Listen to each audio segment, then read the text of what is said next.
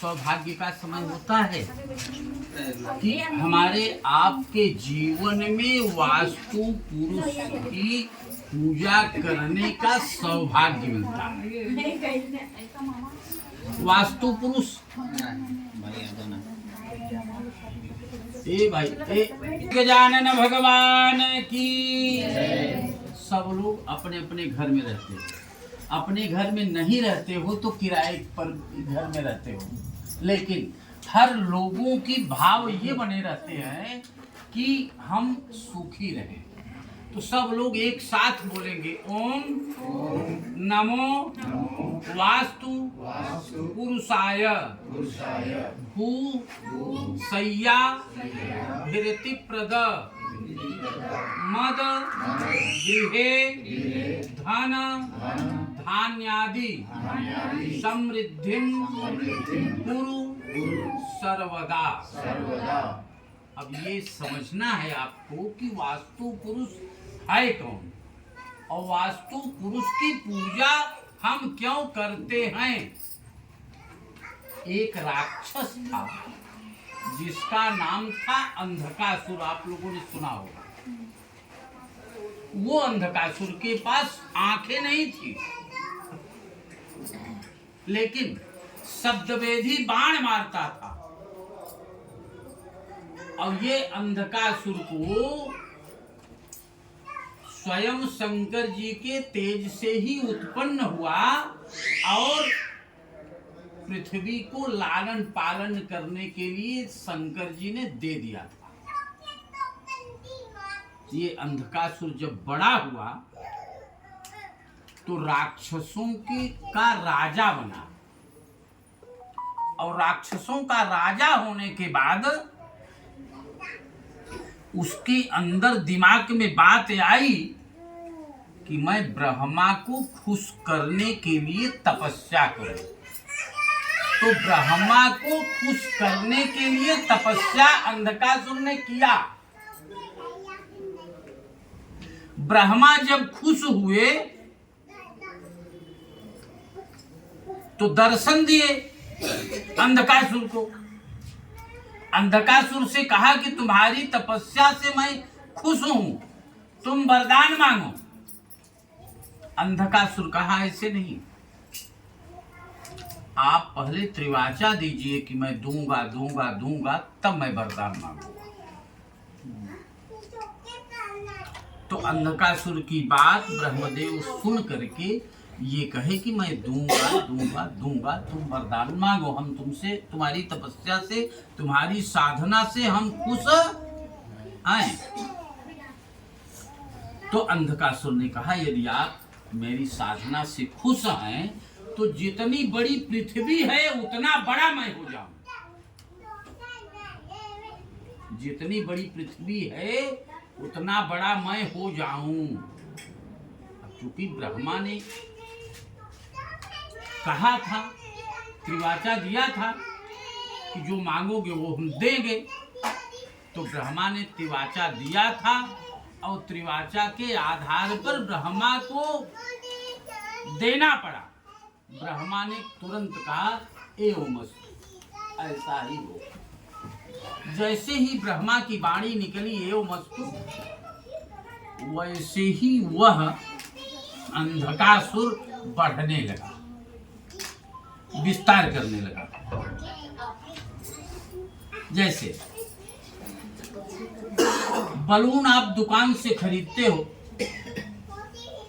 तो एक packet balloon आप अपने जेब में रख करके ला सकते हो, लेकिन अगर एक बलून फुला करके दे दे तो क्या जेब में ला सकते हो? अगर किसी थैले में भी लाना चाहते हो तो उसकी ताकत कमजोर हो जाती है। जैसे जैसे अंधकासुर बढ़ने लगा, पृथ्वी जितनी बड़ी थी चलने लगा। जैसे हम लोग इस समय 11वें तल पे हैं, यहां से नीचे के व्यक्ति को देखेंगे तो बहुत छोटा दिखाई देगा जितनी ऊंचाई पर चले जाएंगे। तो अंधकासुर इतना ऊंचा हो गया कि उसको नीचे का हर व्यक्ति मच्छी जैसे दिखाई देता था। चलने लगा, जिस दिशा में चलता था उस दिशा में सब पूरे बिल्डिंग, घर द्वार, सब पेड़ रूप सब एकदम गिर जाते थे। इसी प्रकार से एक बार कुछ लोगों ने त्रिदेवों की पूजा कर रहे थे। त्रिदेव कौन है जानते हैं आप लोग? ब्रह्मा, विष्णु और महेश। यहाँ पर भी इस समय भी त्रिदेवों की ही पूजा हो रही है। ब्रह्मा और विष्णु तो दिखाई दे रहे हैं और विष्णु और शंकर तो दिखाई दे रहे हैं। ब्रह्मा को शंकर जी ने श्राप दे दिया था कि तुम अपने जीवन में एक बार अपने स्वार्थ के लिए झूठ बोले हो, इसलिए तुम्हारी पूजा नहीं होगी।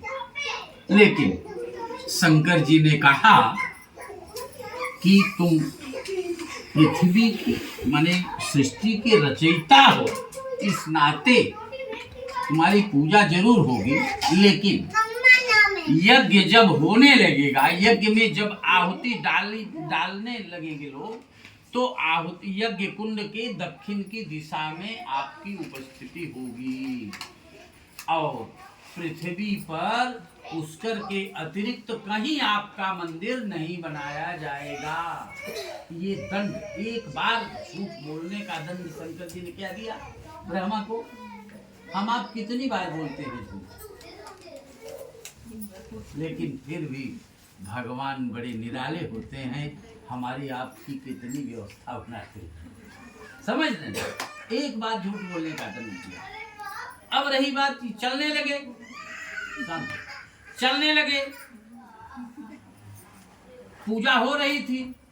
अब कोई व्यक्ति अगर अजनबी व्यक्ति आएगा तो वो जरूर पूछेगा कि भैया ये आप क्या कर रहे हैं।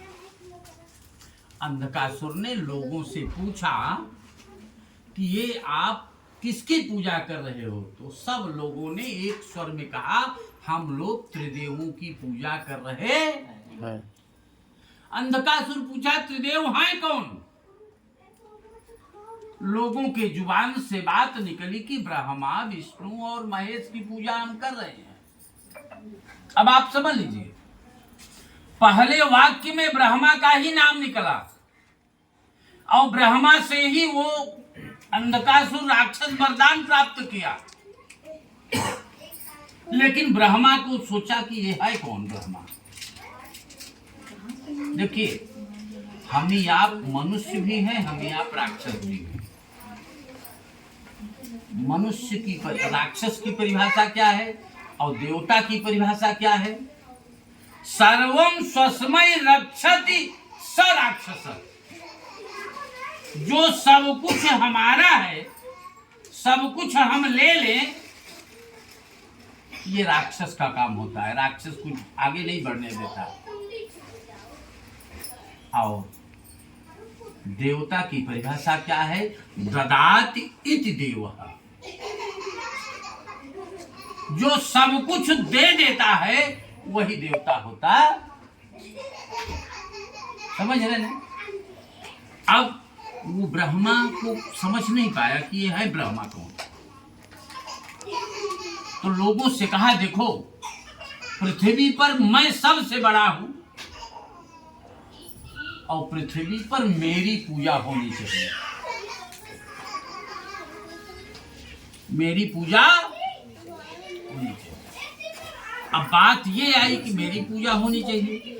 अब कोई अपरिचित व्यक्ति अगर आपसे कहता कि ये गृह प्रवेश की पूजा हमसे करा लो, तो आप तैयार होते? कतई नहीं तैयार होते। आओ, उसी प्रकार से जो लोग पूजा कर रहे थे उन्होंने कहा, उनसे कहा, अंधकासुर कहा कि हमारी पूजा करो। लेकिन अंधकासुर की बात को सुन करके लोग तैयार। तो अंधकासुर कहा कि यदि ब्रह्मा कह देंगे, विष्णु कह देंगे, शिव कह देंगे, तब आप लोग हमारी पूजा करोगे? तो लोगों ने कहा हाँ हाँ करेंगे, कोई दिक्कत नहीं। लोगों ने ये सोचा कि कुछ समय के लिए तो बला हट जाएगी। अब वो चला गया तुरंत, किसके पास? ब्रह्मा के पास चला गया। अब आप समझ लीजिए, ब्रह्मा ने ही वरदान दिया तो वो बड़ा हुआ। और ब्रह्मा से कहने लगा, देखिए पृथ्वी पर सबसे बड़ा मैं हूँ, जितना बड़ा पृथ्वी है उतना बड़ा मैं हूँ, तो आपको पृथ्वी पर लोगों से ये कहना चाहिए कि मेरी पूजा करें। ब्रह्मा ने कहा, मैंने तुमको अपनी पूजा करने के लिए कहा था क्या? कहा नहीं, आपने तो नहीं कहा था। तो कहा, मैं किसी से नहीं कहूंगा कि तुम्हारी पूजा करो, जिसकी जो इच्छा, जिसकी पूजा जो करने की बात हो करे। कहा, ये कहने से काम नहीं चलेगा, अगर नहीं कराएंगे पूजा तो हम आपसे युद्ध करेंगे, आप हमसे युद्ध करो, अगर युद्ध में आप जीतोगे तो आपकी पूजा होगी और नहीं तो हमारी पूजा होगी। अकारण अंधकासुर ब्रह्मा से युद्ध करने लगा। अब शंकर जी के तीसरे नेत्र की ज्वाला से निकला था, अब करे क्या? अजेय था, ब्रह्मा जीत नहीं पाए। ब्रह्मा पतली गली से बगल हो गए, ब्रह्मा दिखाई नहीं दिए तो विष्णु के पास पहुंचा। विष्णु भगवान क्षीर सागर में शेषनाग पर लेटे थे, योग निद्रा में थे। कहा, सोने का नाटक बनाने से काम नहीं चलेगा, या तो पृथ्वी के लोगों से कहो कि मेरी पूजा करें, नहीं तो मुझसे युद्ध। विष्णु भगवान से भी युद्ध किया, विष्णु भगवान भी पराजित, विष्णु भगवान भी पतली गली से आगे बढ़ते, शंकर जी के पास पहुंचा। शंकर जी से भी युद्ध हुआ, शंकर जी भी पराजित नहीं कर पाए।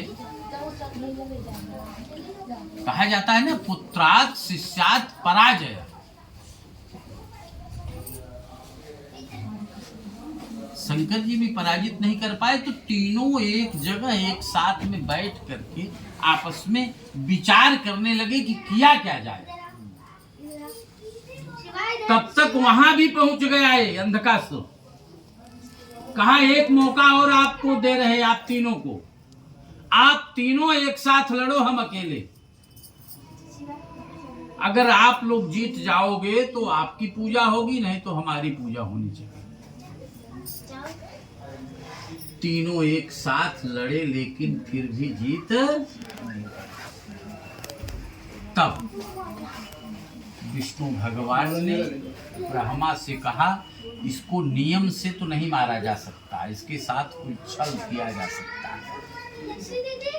तो उसको एक दो बार पेट के बल लेटा दिया जमीन पर, और इसीलिए मिट्टी से ढकवा दिया।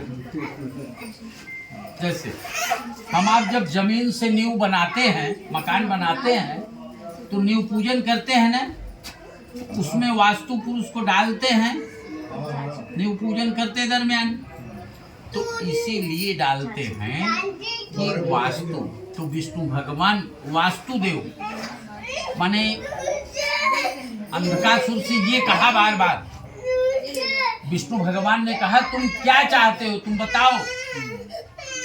कहा, देखिए ब्रह्मा से मैंने वरदान प्राप्त किया है कि पृथ्वी जितनी बड़ी है उतना बड़ा मैं हो जाऊं, तो मैं वरदान प्राप्त कर लिया। और पृथ्वी जितनी बड़ी है, पृथ्वी पर जो भी व्यक्ति मकान बनाए, दुकान बनाए, छत पर मकान बना दे, दुकान बना दे, कुछ भी बना दे, लेकिन जब तक मेरी पूजा नहीं करेगा तब तक मैं उसे सुखी नहीं रहने दूंगा। तो विष्णु भगवान ने ये कहा, तुम वचन दो कि यदि कोई व्यक्ति नया मकान ले लेगा, नया दुकान ले लेगा, अगर व्यवस्थित वास्तु पुरुष की पूजन करेगा तो उसे तुम सुखी रहने दोगे।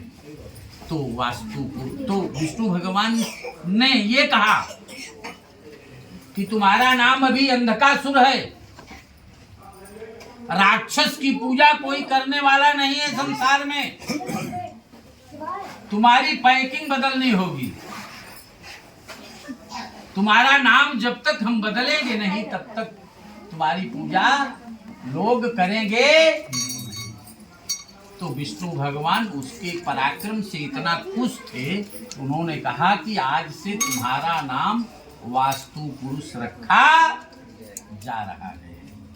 इसीलिए हम आप वास्तु पुरुष का पूजन करते हैं। सब लोग बोलिए एक साथ हाथ जोड़ करके, ओम नमो वास्तु पुरुषाय भूषय्या घृति प्रद मद गृहे धन धान्यादि समृद्धिं कुरु सर्वदा।